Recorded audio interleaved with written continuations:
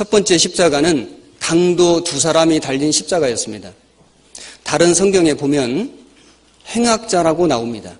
누가복음 23장 32절, 또 다른 두 행악자도 사형을 받게 되어 예수와 함께 끌려가니라. 해골이라 하는 곳에 이르러 거기서 예수를 십자가에 못 박고 두 행악자도 그렇게 하니 하나는 우편에 하나는 좌편에 있더라. 39절 보겠습니다. 달린 행악자 중 하나는 비방하여 가로되 네가 그리스도가 아니냐?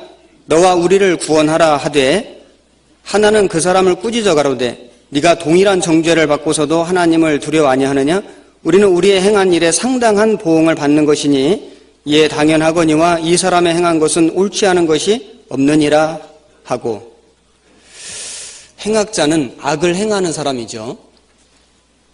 이 두 사람은 자기들의 죄 때문에 십자가에 달렸습니다. 그리고 말하기를 우리는 마땅히 받을 형벌을 받는 것이다, 이렇게 말했습니다. 우리가 구원받기 전에 우리도 행악자였습니다. 사실은 우리도 우리가 지은, 우리가 행한 모든 죄 때문에, 모든 악 때문에 십자가에 달렸어야 될 사람들이었습니다. 그런데 우리 주님께서 십자가 위에서 대신 달려주셨기 때문에 우리는 구속함을 받은 겁니다. 지금도 얼마나 많은 사람들이 악을 행하고 있지 않습니까? 지금도 얼마나 많은 사람들이 죄악 속에서 살아가고 있습니다. 그들은 장차 이 두 죄인이 달렸던 그 십자가에 달리게 될 것입니다. 우리는 살면서 많은 장례식에 갑니다. 우리의 가족이든 친척이든 친구든 어떤 사람의 부고를 듣고 그 장례식에 참여하죠. 그리고 같이 슬퍼하고 울어줍니다. 정말 가까운 가족이 돌아가시면 너무나 애통해하죠. 그런 육신의 죽음의 장례식 말고 영혼의 장례식이 있다는 것 아십니까? 우리가 구원받지 않은 사람을 만날 때 그 사람의 영혼은 죽어 있습니다. 그들의 영혼은 장례식을 치르고 있습니다. 그런데 우리는 그 육신의 죽음에 대해서는 애통해야 할 줄 알면서 그 영혼의 죽음에 대해서는 얼마나 애통해하고 있을까요? 그 육신의 장례식은 아무리 거리가 멀어도 가까운 사이라면 찾아갑니다. 그런데 그 영혼의 장례식에 우리는 얼마나 열심히 찾아가고 있는지 모르겠습니다. 에레미야는 장차 망할, 바벨론에게 멸망할 이스라엘을 생각하고 수도 없이 울었습니다. 그래서 눈물의 선지자라고 불렸습니다. 에레미야 애가를 지었습니다. 그가 주야로 눈물을 흘렸다고 나옵니다. 예수님도 장차 망할 예루살렘 성을 보시고 우셨다고 성경에 나옵니다. 우리는 장차 심판받을 영혼을 위해서 울어야 됩니다. 그것이 그 십자가에 매달려야 될 운명에서 구원받은, 먼저 구속받은 우리들이 해야 할 일일 겁니다. 마가복음 15장입니다. 본문 표시해 놓으신 마가복음 15장 22절, 예수를 끌고 골고다라 하는 곳, 번역하면 해골의 곳에 이르러 몰약을 탄 포도주를 주었으나 예수께서 받지 아니하시니라. 십자가에 못 박고 그 옷을 나눌새 누가 어느 것을 얻을까 하여 제비를 뽑더라. 때가 제3시쯤 되어 십자가에 못 박으니라. 여기 보면 두 번째 십자가가 나옵니다. 물론 우리 예수님께서 달려주신 십자가입니다. 종전에 두 죄수가 달렸던 십자가와 그 나무의 재질이나 모양이나 규격이 비슷했을 것입니다. 그렇지만 그 내용은, 그 의미는 완전히 달랐습니다. 죄인들이 달린 십자가는 자기들의 죄 때문에 달렸던 십자가입니다.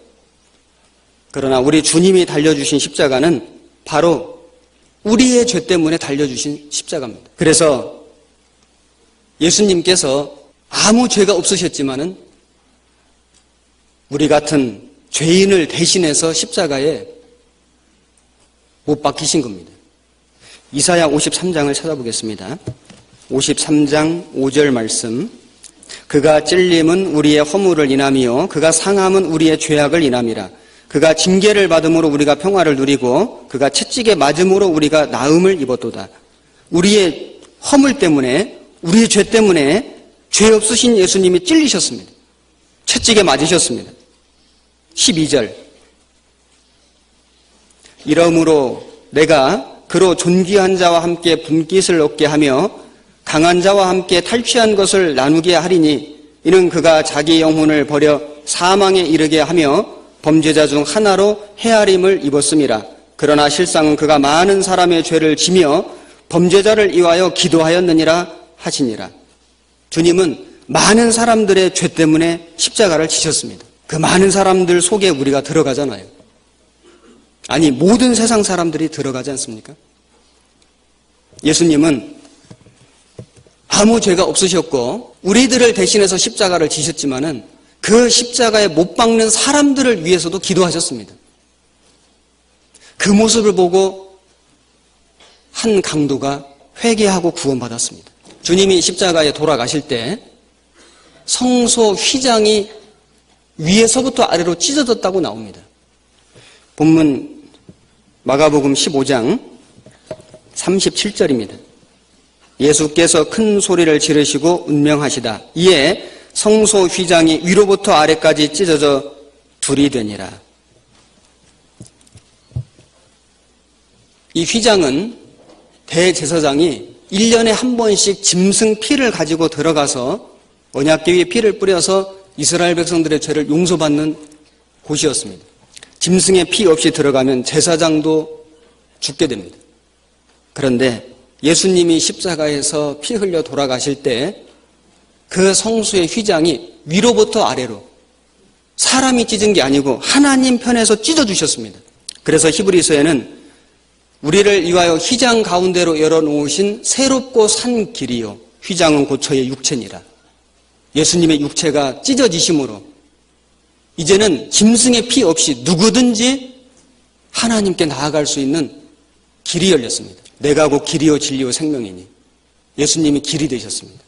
생명이 되셨습니다. 진리가 되셨습니다. 그리고 성경에는 또 다른 십자가가 나옵니다. 본문 마가복음 15장 21절입니다. 21절. 마침 알렉산더와 루포의 아비인 구레네 사람 시몬이 시골로서 와서 지나가는데 저희가 그를 억지로 같이 가게 하여 예수의 십자가를 지우고, 여기 보면 구레네 사람 시몬이 억지로 진 십자가가 나옵니다. 이 구레네라는 지방은 북아프리카에 있는 도시인데 이 사람은 명절을 지키기 위해서 이곳에 왔는지 아니면 이주해 왔는지는 모르지만은 유대인입니다. 예수님이 십자가를 짊어지시고 비아돌로로사 언덕길을 올라가실 때 너무 쇠잔해 계셨습니다. 그래서 그 십자가를 짊어질 힘이 없었습니다. 계속 쓰러지고 넘어졌습니다. 일이 진행이 빨리 안 되니까 로마 군병이 마침 옆에 있던 건장해 보이는 한 사람을 지목했습니다. 이 십자가를 대신 짊어지라고 얘기했을 겁니다. 여기 보면 마침 억지로 이런 말씀이 나오죠. 마침. 그 사람은 마침 그 옆에 있다가 예수님의 십자가를 본의 아니게 짊어지게 된 겁니다. 우리가 성경을 읽어보면 하나님의 축복은 우연을 가장해서 올 때가 많이 있습니다. 우연인 것 같은데 돌아보면 그것이 하나님의 섭리였습니다. 룻이 시어머니 나오미를 따라서 예루살렘에 돌아왔습니다. 이삭을 줍기 위해서 밭에 갔습니다. 그런데 우연히 보아스의 밭에 갔다고 성경에 나옵니다. 우연히. 그런데 하나님의 섭리였잖아요. 그리고 그 밭에 가서 일을 하는데 마침 보아스가 와서 룻을 만납니다. 드라마 같죠? 우연히 갔는데 보아스의 밭이었고 마침 그때 보아스가 와서 룻을 만납니다. 조금만 더 읽어보면 그것이 우연이 아니고 하나님의 인도하심이었다는 거 금방 알 수 있습니다. 성경을 읽어보면 사도 바울이 로마서 16장에 편지하면서 루포와 그 어머니에게 문안하라 이런 말씀 나옵니다. 성경학자들은 이 시몬을, 루포의 그 아버지 시몬이 로마서 16장에 나오는 그 루포와 동일 인물로 보고 있습니다. 아마도 마침 그 옆에 있다가 예수님의 십자가를 진 일을 계기로 해가지고 그는 예수님을 믿었던 것 같습니다.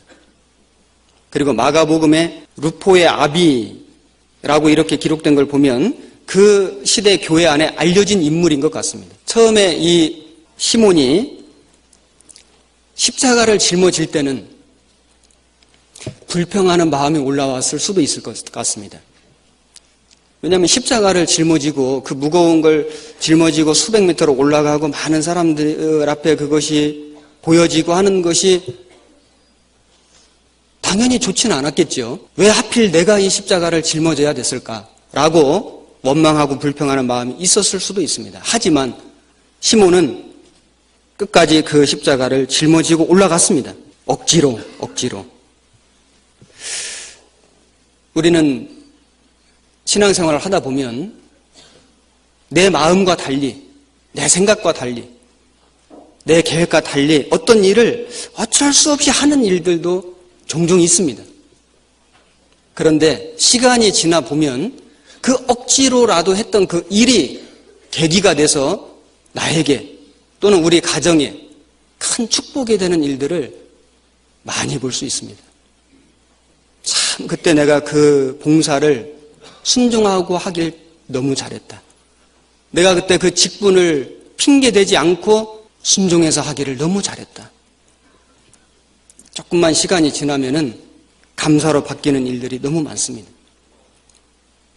우리는 신앙생활 중에 잠시는 고생이고 고난이고 고통인 것 같지만은 그것을 하나님의 뜻으로 참고 견뎠을 때 잠시 후에 그것이 나와 내 가정에 큰 축복이 된다는 것을 알 수 있습니다.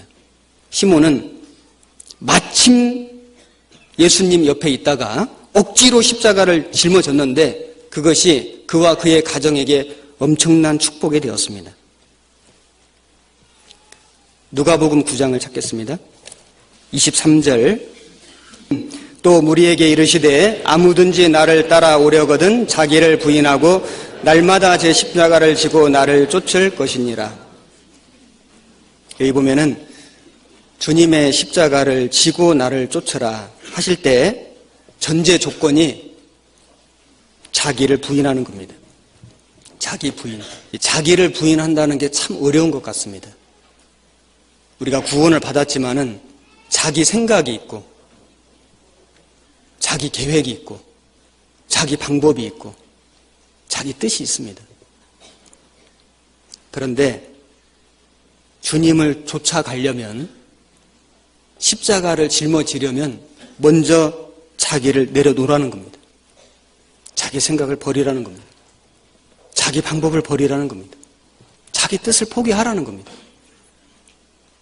십자가를 짊어지기도 전에 자기를 부인하는 것이 정말 어렵습니다. 많은 신앙의 선진들은 주님을 잘 쫓아갔습니다. 십자가를 기꺼이 짊어졌습니다. 물론 그들은 한결같이 자기의 삶을 부인했습니다. 우리가 어떤 봉사를 맡을 때, 또 어떤 직분을 맡을 때 자기 상황과 입장과 생각을 내세우면 할 수 있는 분들이 그리 많지 않습니다. 다 이유가 있고 어려운 상황들이 있습니다. 그런데 자기를 부인하는 사람은 순종할 수 있습니다. 그게 십자가입니다. 누가복음 14장 27절 누구든지 자기 십자가를 지고 나를 좇지 않는 자도 능히 나의 제자가 되지 못하리라. 십자가를 지고 주님을 쫓지 않으면 제자가 될 수 없다고 말씀하셨습니다. 제자는 주님이 함께하는 사람들입니다. 주님이 친히 가르치는 사람들입니다. 주님이 동고동락하시고 주님이 그들에게 능력을 주시고 주님이 그들을 사용하시고 그들을 통해서 주님의 역사가 나타나는 사람들이 제자입니다. 구원받은 모든 사람들은 제자가 되어야 됩니다. 그래서 읽었던 본문에 세 개의 십자가가 나옵니다. 강도가 짊어진 십자가, 모든 죄수들이 앞으로 짊어질 십자가입니다. 그리고 우리 주님이 짊어지신 십자가, 우리를 위해서 대신 죽어주신 주님의 십자가입니다. 그리고 시몬이 억지로 진 십자가, 그러나 그 일로 인해서 시몬은 개인적으로 또 그 가정 전체가 큰 축복을 받았습니다. 우리도 그 시몬처럼 그 십자가를 짊어져야 됩니다. 그것이 우리 자기의 십자가입니다.